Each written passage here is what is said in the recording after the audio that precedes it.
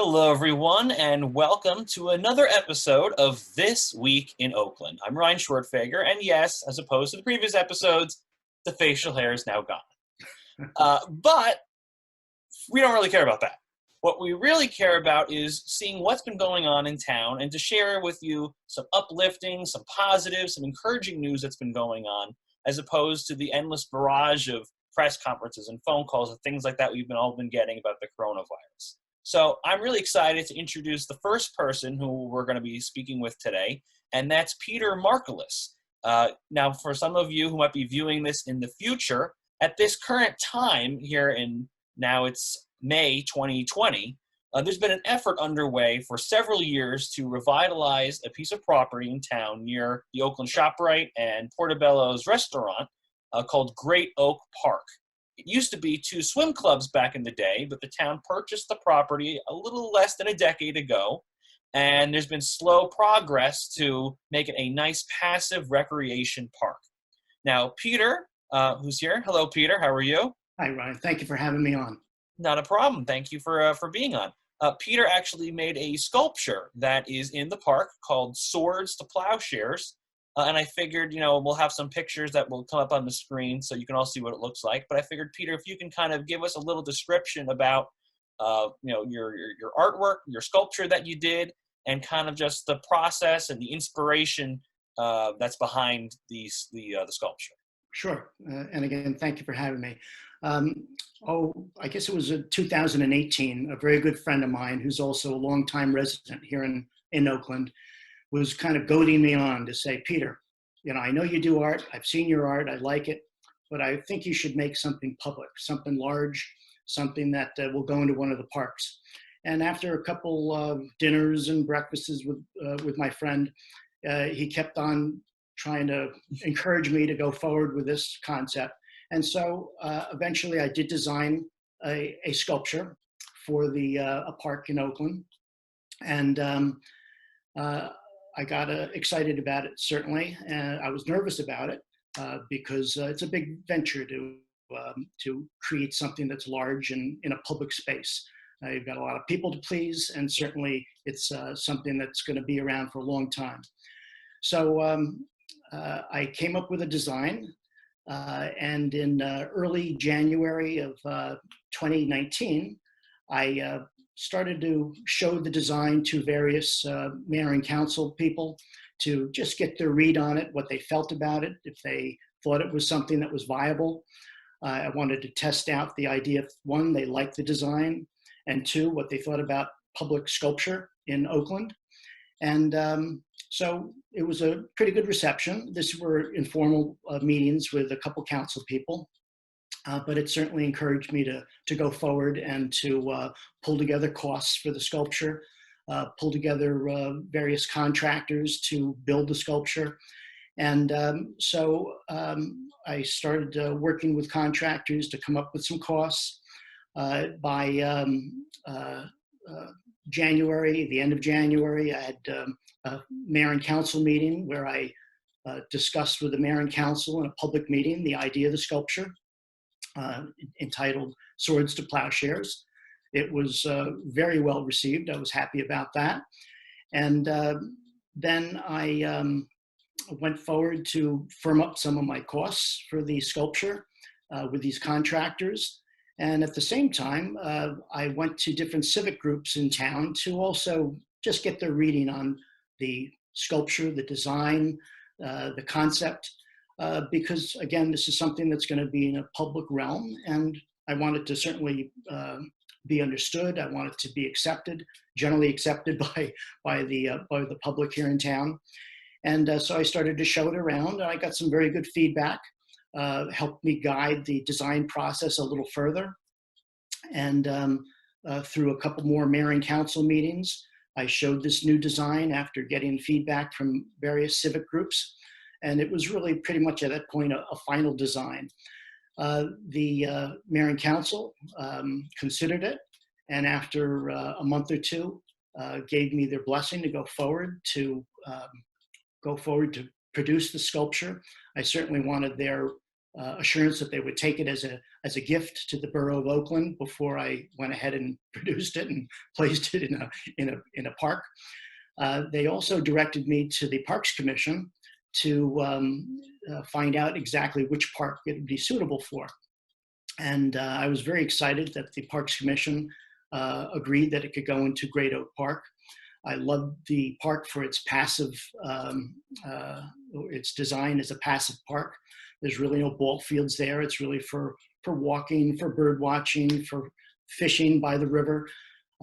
Soon, of course, there'll be a dog park there based on all your efforts, Ryan, which I think is just tremendous. There'll be a band shell. And in fact, the Parks Commission said that the sculpture could be sited kind of catty corner opposite to the band shell. So I thought that was a great location for the sculpture. And at that time, I started going ahead to raise money for the sculpture, which was not as big a task as, say, the dog park, but I needed to raise somewhere around $20,000 for the sculpture. And so I started soliciting friends and family and business associates. And at the same time, while the mayor and council were, well, at that point, they'd agreed where it can go. But eventually, I started to raise that money with friends and family and business associates while the sculpture started to be produced with a fabricator. So actually, you kind of bring up an interesting point there because, I mean, I like public art. I'm not an artist by any means. Maybe the only type of art is more like a graphic art type thing. That's, part of what I went to college for. But, for the average person in town who, probably doesn't do this kind of work, what is involved with creating a public art piece? I mean, I know you talked about more of like the governmental steps and the approvals that you had to get, but the actual creating, building, modeling, assembling of the art, Sure. What does that look like? How is that done? Okay. Well, I've been in the business world for really most of my career, but at the same time, I've done art. I've done sculpture and drawing and painting, but mostly focused on sculpture. So I had created a body of art over the last 10 years, which was somewhat like when you were a kid, you remember making shadow boxes out of shoe boxes. It would have been a project your teachers would have given you. Well, I created making shadow boxes, but instead of using a cardboard shoe box, I was using sheet metal and creating figurative art inside a shoebox size metal box to create a little montage, a venue of figures. And so I used one of these designs as my basis for this sculpture. The friend of mine who encouraged me to go forward with this public project, he said, Peter, why don't you design something about peace? And so a lot of my art was based on social issues and peace and personal issues also. But so I used one of these designs. I certainly went into the web to look at what had been done in the past, what people had created in terms of peace sculptures and peace art. And you think of that peace symbol, the round shape that looks like a Mercedes-Benz logo with a little downward slash. I certainly didn't want to mimic something like that. My aesthetic is creating figurative art. So I wanted to create something with figures. I wanted to create a narrative that people would hopefully understand and not as abstract as, say, the traditional peace sign that you're used to seeing. So I adapted one of my sculptural designs to create this larger outdoor sculpture made out of aluminum. And so I started out doing drawings, variations of my smaller sculpture, doing variations of drawings, designs of the sculpture. And eventually I created a maquette, a 1/3 size model of what the original sculpture is intended to be. The original sculpture is about 91 inches high by about 100 inches long. And so I created a maquette that was a 1/3 size. And more and more I worked on this design, and eventually I created a full-size sculpture. The full-size sculpture was, again, about 91 inches tall, about 95 inches long, and the sculpture, final sculpture is 1 inch thick. So I created a sculpture made out of plywood to those dimensions. I drew out on the sculpture. I designed it to be full size, but again, this was in plywood. And that plywood sculpture I brought to a metal fabricator. They cut this sculptural figure out of aluminum using a plasma torch, and cleaned up all the edges with files and chisels and grinders. And then that sculpture was mounted onto a base, a plinth, which I designed.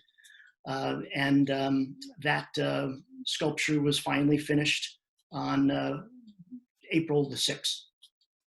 There was very important contractors that I needed to do this. The metal fabricator is a company out of Hawthorne called Artistic Metal Works, excuse me.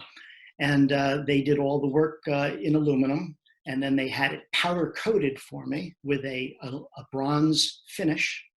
And then on top of that bronze finish, I painted the features of arms and legs and the facial features of the two figures.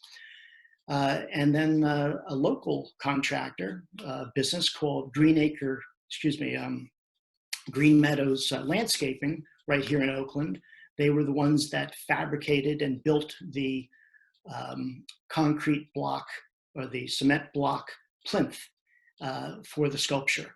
I worked with them on the design, on the materials. Fabulous company right here in Oakland. They do patios, and they do regular work for residential as well as for commercial.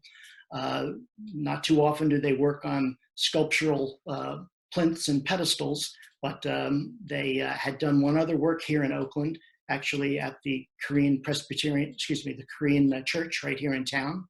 They designed a pedestal for that, and I used that as a basis for my pedestal.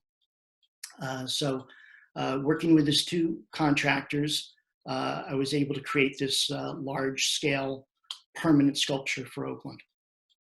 Well, thank you for that insight, because I have, I just see it from, you have the little display, you got the council to approve it, and then it just somehow gets done, and then it's there. So it was kind of interesting to see, to learn like all those different steps of, the different takes and different sizes. So thank you for sharing that. Well, I really enjoyed working on the metal side of it, on the aluminum form. Although they cut it out, they did all the grinding work. As a young man, I worked in a metal shop. I worked doing welding as a young man. So I really appreciated being back in a metal shop again. And as a young man, I did a lot of metal sculptures, portraits, and other figurative work out of bronze and aluminum. So it was great to be back into a metal shop again, working on this and doing the painting. I didn't do so much of the metal work, but did the painting and the finish work inside their metal shop. But I certainly guided them as they were working on and finishing the work, finishing the sculpture, to guide them on what I needed to the finished sculpture to look like. So it was a process that took about 3 months. All this was happening before the coronavirus issue was happening. Actually, you could get a sense of what was brewing in other parts of the world, but nothing like the social distancing. We didn't know about that at the time, but by early March, you could see that happening.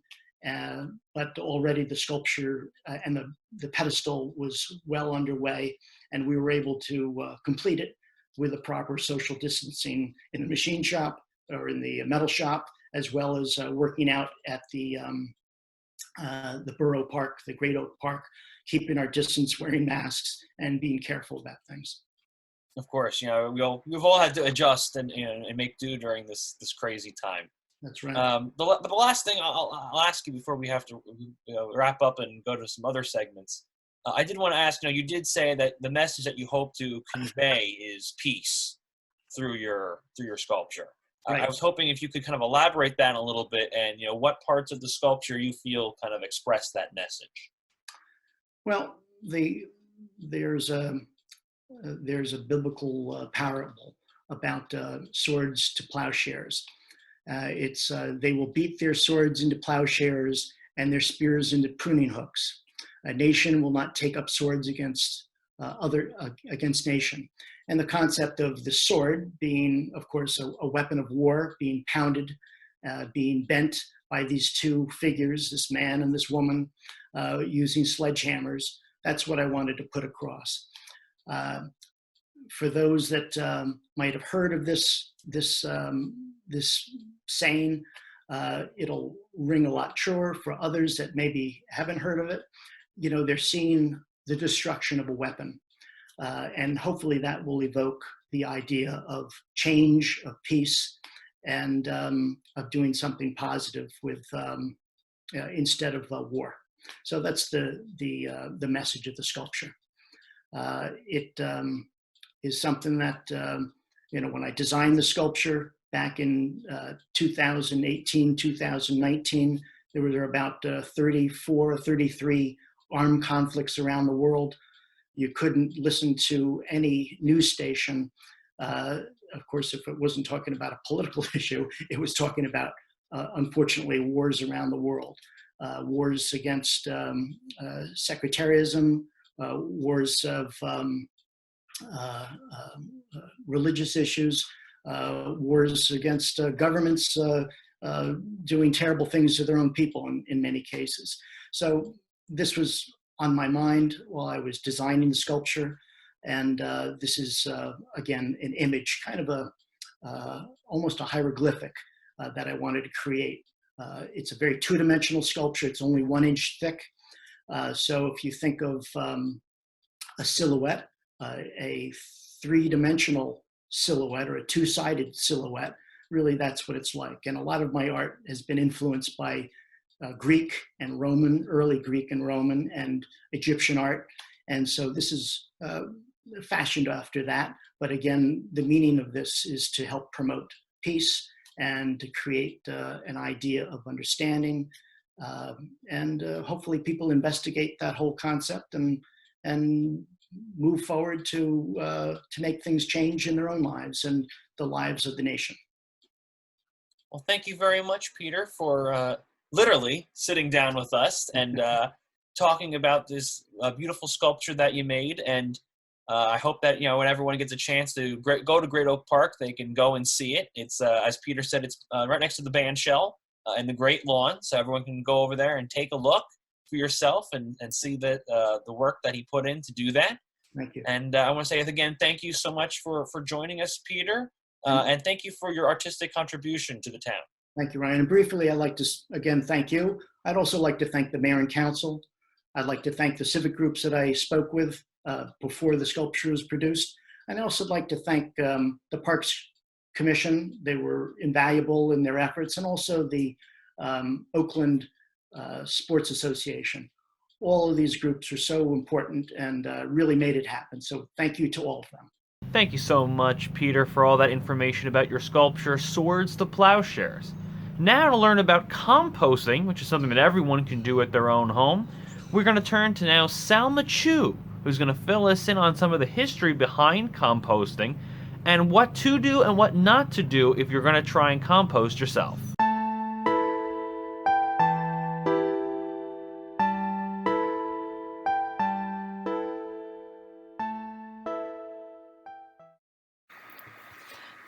For millions of years, nature has recycled its own organic waste through a process known as composting. One walk through the woods, and this dynamic process can be seen in action. The leaves that have fallen during the autumn and have accumulated are slowly composting in the soil that nourishes the plants and trees that grow from the forest floor. Composting is nature's way of recycling. Bergen County homeowners are already recycling materials such as newspaper, plastic, glass, and aluminum. However, many residents don't realize that leaves, grass clippings, and other yard waste can also be recycled. In 1987, New Jersey passed the Mandatory Source Separation and Recycling Act. Among other initiatives, this act prohibited the disposal of leaves at any solid waste facility in New Jersey. As a result, many municipalities collect leaves from residents and compost them at their own municipal compost facilities or ship them to private compost facilities, all at a high cost to the taxpayer.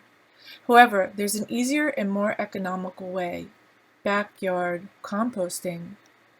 By composting leaves and other vegetative and organic waste in your own backyard, you can help your municipality save money and create a rich compost that can be used for potting soil, humus, and other garden applications.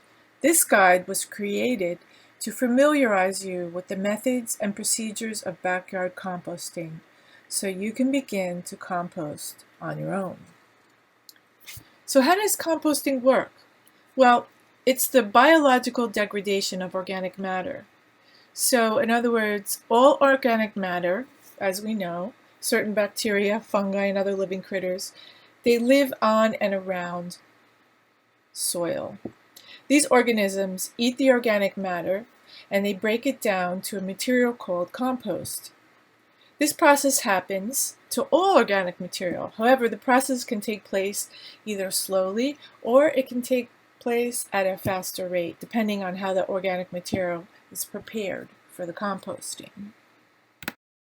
So you might be asking yourself, why compost? Well, composting is the most practical and convenient way to handle your yard waste. And it also improves your soil and the plants growing in it. So if you have a garden, a lawn, trees, shrubs, or even planter boxes, you do have a use for compost. Some other things that composting is good for: it can save money because it reduces your fertilizer and water use. It avoids garbage collection and landfill fees. It reduces the need for soil and plant amendments. Composting can also help the environment. It reduces the volume of garbage going to landfills and also transfer stations and incinerators. Composting benefits your soil and plants. It improves soil structure and the texture. It increases aeration and water holding, and it promotes soil fertility. It also stimulates healthy root development and aids in erosion control. Composting also reduces chemical inputs because you won't need as much fertilizer. It's easy, and you can save time bagging grass and leaves. It's a quick and fun way to do your part for the environment. So, what are some composting ingredients? Do compost vegetable food scraps, grass clippings, leaves, flowers, weeds without the seeds, sawdust from wood that has been untreated, chemical-free, wood ash from wood that has been untreated, chemical-free, chopped twigs and branches from your yard, coffee grounds, organic is better. And what should we not compost? Do not compost meat scraps, diseased or insect-infested plants, weeds with seeds, dog and cat feces, food with grease, or soap residues. So what are the components of the materials that you can compost? Basically, they break down into two groups. There's brown material and there's green material. Now, brown material, like leaves, twigs, sawdust, and of course, as you know, non-treated sawdust. That fits into the group called carbon or brown materials. The green materials, which give nitrogen to the soil, such as grass clippings, fruit and vegetables, weeds and plants, flowers, those things are called green, and as I said, they give nitrogen to the soil. The ratio between those two groups should be 2/3 brown material and 1/3 green material. If you have too much green material, it's going to be a stinky, rotten mess. So just be careful of that. So the type of material that you use in your compost bin, it will definitely determine the quality of your finished product. There are basically two recipes. One is for slow compost and one is for fast compost. All three of them require the brown material, the green material, the water, need to keep it moist, and the air needs aeration. So the slow compost recipe can be made by simply adding layers of available fresh yard waste to a bin over a period of several months or maybe even years. So you would set your compost bin where it's sure to get rained on. You can also water it like you would a plant, but be careful not to oversaturate it. You want to keep it wet, about as wet as a well-wrung sponge. So you put your brown and your green materials in the bin, alternating, and in 6 to 18 months, the material at the bottom and center of the pile will be, or they should be, composted, and then you just remove the finished compost, and you use the uncomposted material to start a new batch. Now, for the fast compost recipe, which is ready in about 5 to 15 weeks, you still have the brown, the green, the water, and obviously the aeration.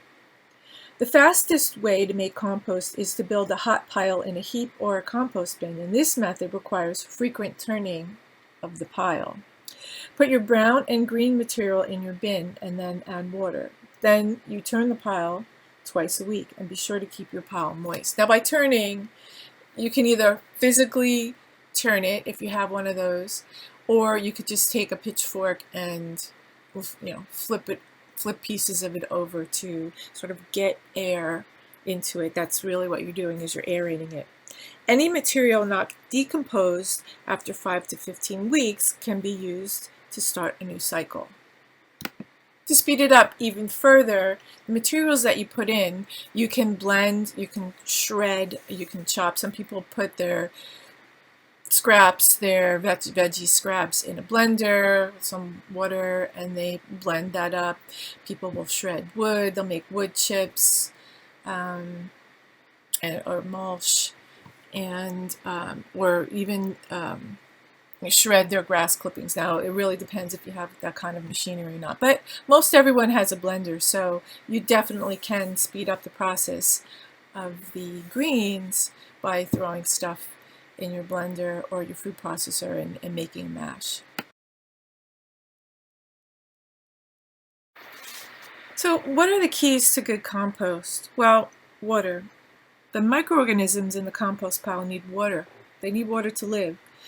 Water the pile only as needed to maintain the compost as moist as a wrung out sponge. And try not to let your pile dry out completely. So it also needs nutrients. The microorganisms in the pile need carbon for energy and nitrogen for protein in order to survive. So a good balance can be achieved by mixing 2 parts of nitrogen-rich green materials, such as grass clippings, with 1 part of carbon-rich materials, such as leaves. So you want to make sure, though, that the carbon-rich leaves by themselves are accompanied by the greens. Aeration. To speed up decomposition, turn the pile frequently using a pitchfork. This provides the microorganisms with enough oxygen to thrive so they can heat up the compost. So Placing large branches at the bottom of the pile will also help add air to the pile. Minimal turning would be once per month and less frequently during the year. You also want to take into consideration the surface area. So the more surface area that the microorganisms have to work on, the faster they'll decompose. So you might want to consider chopping materials, particularly brush or branches, which anything that might have a diameter of 1/4 inch or more. And the pile size is also important. So for quicker decomposition, the pile should be at least 3 feet by 3 feet to hold the heat of the microbial activity, but not so large, in other words, not larger than 5 feet by 5 feet, that the air can't reach the microbes at the center of the pile. So troubleshooting. If you have a rotten odor, the problem's mostly excess moisture or your materials are too tightly packed in. So the solution to that would be to turn the pile or to add dry, porous material, or turn the pile and just make the pile smaller. If you have an ammonia odor, that means there's too much nitrogen. Now remember we said that nitrogen is the green stuff, the grass, the veggie wastes, and so on. If you have too much nitrogen, you can add a high carbon material such as sawdust, wood chips, or straw. And remember, you want to make sure that you don't put any nasty chemicals into your compost, so you want to make sure that it's untreated wood. So if the pile is dry, that usually means there's not enough water or there's too much woody material. So you would turn and moisten, and then you would add fresh green waste. If the pile is wet but not composting, that may mean a lack of nitrogen. Again, the nitrogen is the greens. Again, the greens, which are the grass clippings, the fruit and veggies, the weeds, and so forth. So in that case, you would add fresh green waste. So there you have it, composting. And one other thing, you can get a compost bin at the Oakland Department of Public Works. Just give them a call and ask them how to go about it. Oakland. They're really nice, very, very nice people down at the office over there, and they will give you the information. It's not very expensive. I believe it's about $60 to $65, but don't quote me on that. So I wish you a lot of success with your composting adventures, and thank you very much for watching. I would like to thank the Rutgers Cooperative Extension Office for providing a lot of the materials that I've used in the production of this broadcast. On last week's version of This Week in Oakland, Councilman Grant Van Eck interviewed myself about the Oakland Communications Commission. He's now moved on to the next committee that he is the liaison to, which is the Recreation Commission. And he's speaking with current chairman Mike Guadino about his involvement with the Oakland Recreation Commission and also what he sees for the future with the commission. Hello, I'm Councilman Grant Van Eck, and I am the liaison to the Recreation Commission, which is chaired by Dr. Michael Guadagnino, who has served in this position for many years, and I believe is doing an amazing job. So I want to thank you, Mike, for being with me today, so we can learn a little bit about the Rec Commission and what it does. So my first question for you is, what is the Recreation Commission and what does it do? Great question. The Recreation Commission is a 9-member board of all volunteers. Basically what we do is we supervise the parks and recreation. We overlook the parks, we help to develop the parks and the recreation programs. We run all the recreation programs. There's a misconception in town or with the Sports Association and the Rec Commission. We work hand in hand with the Sports Association. They're a separate group where they, with their relationship with us, they act as our fundraiser, our fundraising arm, and our bank, especially for our summer camp and all our fundraising monies. we, on the other hand, we run the programs and the parks, and the SAO does some other things too. But the recreation, the answer is the question is 9-member board that runs the parks and recreation in town. Thank you. So what inspired you to get involved and give back? The large time commitment. You do a lot for the community. How'd you become the chair? So I'd love to learn. We'd love to learn about what inspired you and how you became the chairman of this commission. Sure. Like many people, you get involved with your kids. When my son was first starting off in recreation, I got involved with coaching. I coached. I actually was a travel baseball manager for about 10 years, and I was baseball commissioner. When I came back in the commission around, I think it was 2012, the commission needed a chair.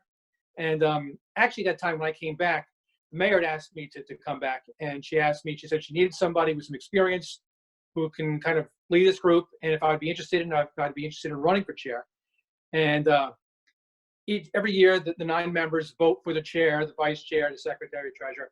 So they voted me in as chair. I had a lot of different ideas I wanted to see. I wanted to see recreation, first and foremost, become non-dependent on taxpayer dollars. There was a time when thousands, $50,000, $60,000, $70,000 a year was used to run this recreation programs. I wanted to bring it to a flat zero, which now we do. And at times, we've actually run in the black. And so that was the first accomplishment I wanted to see done. I also wanted to see other things happen, some things at the complex being taken care of, which we've taken care of quite a few different projects, again, with zero taxpayer dollars. I just really wanted to show that things like recreation and things in town can be done without having to go to taxpayers. And I think we did a very good job of doing that. We continue to do a very good job of showing that we can do that through the fundraising, volunteer efforts. And just as being chair, I was able to kind of help and direct and guide people in those different directions. So now it's great that we have a lot of people just raise their hands. They want to come out and they want to help, and they want to help either be Great Oak Park, recreation program. And it's really great. And what's really great about recreation too in Oakland, it's still run by volunteers. It's 9 members. We open a lot of time. And over the years, I probably have worked with maybe 20 different commissioners as people have come and gone. And one day people say about me too that I was here as a commissioner, I'm not a commissioner anymore. And that we do things on a volunteer effort. And I think we do a great job. Don't always make everybody happy. But in the end, as long as we're doing the right thing, what we feel is the right thing, that we can sleep at night, that's all that matters. That's all, that's what we try to do. Thank you for that very fiscally responsible message, and for saving the borough and the taxpayers of Oakland all those monies with your great work. That's really fantastic. So you were talking a little bit about volunteers. What type of volunteers are you looking for? What type of projects can people get involved in? And a follow-up to that would be, is there any training or onboarding involved for new volunteers? What we do is, we always need coaches. Every year we have some people move up and out, and we bring some new coaches in. So it's coaches being dispersed throughout. Some sports, actually, it's hard to get coaches for, and some sports, it's almost like pushing them away. So that's our biggest level of volunteerism. We also have a lot of volunteers when it comes to Great Oak Park. I can't say the hundreds, without exaggerating, hundreds of people who come out and built, cleaned, done little or big work with Great Oak Park. Our environmental commission cleans all our parks once a year. Although this year they couldn't do it, obviously, because of the situation we're in. There's always a call for volunteers, and and as for training, all our coaches are trained. All our coaches have to take a Rutgers certification course, which teaches them about some of the guidelines to coaching. They all have to be concussion certified, and they all have to be fingerprinted. We make sure all our coaches are fingerprinted and have a criminal background check. And if someone stays for a long time, every 3 years, they have to repeat that process to keep. So our parents know that everybody's been vetted and vetted safely. Sounds like safety is first and foremost so important to you and to the commission. That's great, and great to hear. Great work when it comes to keeping our community and our participants safe. What type of improvements have been done to Oakland parks? We've all seen some changes and some exciting things happen with the roller rink. And so tell me a little bit about these improvements, and then back on the fiscally responsible message. How are those improvements funded, and what type of funding sources do you have? You mentioned the roller rink. The roller rink was about a $350,000 project, which we got monies from grants. We used what's called our Recreation Trust monies. Recreation Trust is another portion of our funds that we collect, mostly field usage. When you see these other groups out there, be it the Wildcats, some club baseball teams, they have to pay a fee. The fee goes into our trust account, and we use a lot of that money to help pay for different projects. We've put in 6 new backstops. We've put a new roof in at the Danny Delia building. We did put in lightning detection systems in the three of our parks: Rec Field, Truman Field, and Wells Field. What else? Well, Great Oak Park, the huge Great Oak Park. Great Oak Park, when we first came in 2012, was nothing more, really was just almost like a park of vines. But we could see what was there. We could see the bones. We could see what was there previously and what we can work with. And how a lot of this stuff is paid for, we do a lot of grants. I've applied for lots of grants over the years, and luckily we've gotten them. Oh, and the other big project we did was the walking path. And 2012, the opportunity came up to run the carnival. And the Sports Association reached out to me and said, we want to get this walking path. There's so many other people. So they offered to run the carnival. We ran the carnival. They raised about $30,000 or so, which all that money went towards the walking path. So as I applied for a grant, and we had some trust funds, and we put all that money into the building that beautiful walking path that circles our complex. Everything I just mentioned didn't cost the taxpayer dollars anything. Again, it's grants, fundraiser, volunteers, donations, and we look to continue to improve the complex. We also put in 60 plus trees. Back in 2010, there was very few trees at the complex. Work on the Shade Tree Commission to pick great spots all along the walking path. I put a couple of really nice out in center field of Field 5. Kind of gives a look like an old-time ballpark with the trees in the background. But not only that, it helped turn the rec field into more of a park. And as the years go on, we knew it would take about 10 years for these trees to mature. We have a ways to go. But hopefully for the next generation, it'll be a beautiful park with big trees as well as these beautiful ball fields. And that too was paid for out of trust funds. So the key thing we've been doing, really focusing on during my tenure, is not to go to taxpayers, not to go to taxpayer dollars to pay for these improvements. It's incredible work. Everything you've done, what you just described, is really amazing. Next question is, about the recent crisis of COVID-19 and the mandatory shutdown that we were ordered. What are the plans to move forward?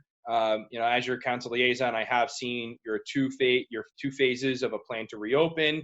I think you put a lot of thought and consideration with the volunteers you work for, the special committee you work with, to come up with that plan. But for the viewers, we'd love to hear your input and how you came up with that plan and what the plan actually is. And then if you want to touch on a little bit about how you responded to the initial shutdown as well.